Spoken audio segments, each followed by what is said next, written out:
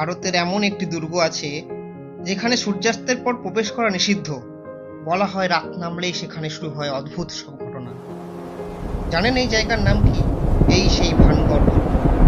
রাজস্থানের আলোয়ার জেলায় অবস্থিত ভানগড় দুর্গ ১৬০০ শতকে নির্মিত হয়েছিল। একসময় এটি ছিল একটি সমৃদ্ধ ও জনবহুল শহর। স্থানীয় লোককথা অনুযায়ী এক তান্ত্রিক রাজকুমারী রত্নাবতীর প্রেমে পড়ে, কিন্তু তার পরিকল্পনা ব্যর্থ হলে সে পুরো শহরকে অভিশাপ দেয় বলে গল্প প্রচলিত আছে। কথিত আছে সেই অভিশাপের পর ভানগড় ধীরে ধীরে জনশূন্য হয়ে যায়। এরপর থেকেই এই দুর্গকে ঘিরে রহস্য আরো বাড়তে থাকে।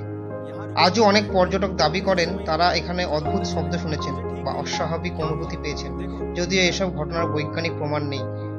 ভারতের প্রত্নতাত্ত্বিক বিভাগ সূর্যাস্তের পর দুর্গে প্রবেশ না করার নির্দেশ দিয়েছে, আর এই কারণেই ভানগড় দুর্গকে ভারতের সবচেয়ে রহস্যময় স্থানগুলোর একটি বলা হয়।